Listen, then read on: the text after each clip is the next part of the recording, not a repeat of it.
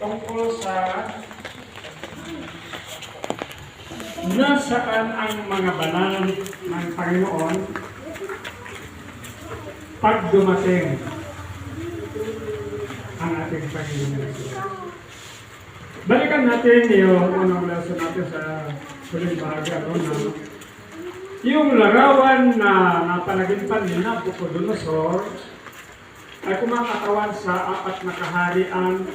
At pagkatapos ng ika-apat ay divided kingdom na yan mula sa imperyo ng Roma. At sa kapanahunan ng paghahari ng mga hari ngayon, darating ang ating Panginoong Yesus. At tulad ng isang bato mula sa bundok na tibag dahil gigawa ng kamay, tumama sa paa ng larawan at dinuro ang putik na luto, ang bakal, ang kanso, ang pilak at ang dito. At tinangay ng mainit na hangin sa pag-araw na parang ipa at wala ng gapong kasusumpungan pa. Kaya sa mga kaharian ngayon, naroon ang mga tao ng Panginoon, ang kanyang mga banal. Naroon pa kaya? Judgment na kasi yun yung muli. So kung hatol na yun at wala lahat yun, saan natin hahanapin ang mga banal? Saan natin hahanapin ang bayan ng Diyos? So kagabi nakita natin na may tatlong banal pala na nakatira sa ilalim ng kapangyarihan ng Nabucodonosor.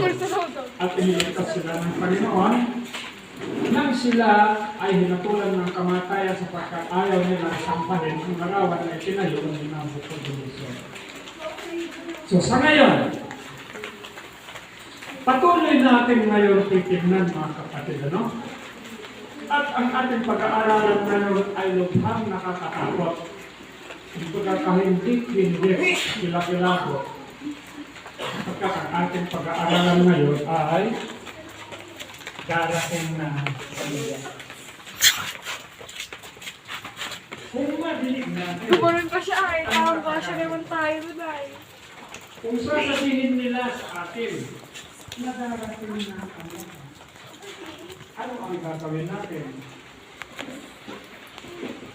Sa kapanahunan ngayon, mga kapatid, ang lahat ng tao sa sanlibutan ay abala na sa iba't ibang mga gawain.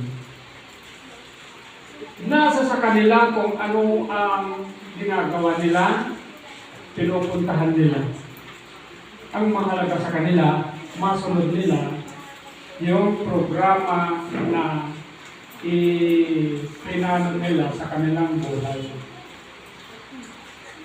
Mapalad na si Adventista. Gusto ko sabi ni Ma'am Melba, sabi na ano ka man kabisi? No, kailangan mag-set ka ng tayo mo para makapag-exercise. Madalas akong dumadaan doon sa kanila sa Villaflor, papuntang Bukaya, patuloy ako ng board. Nagbabayad ako. Hindi lang ako nakakadasan niya kasi bayad ko naman niya. Exercise ko naman yun. Tumatagal ako ng 30 o 1 hour na abot ko ng 1 hour. So ngayon, samantalang ang lahat ng mga tao sa mundo ay abala sa kanilang mga gawain.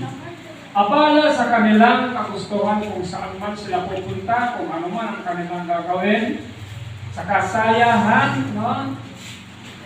Trabaho, kasayahan. Trabaho, kasayahan. So,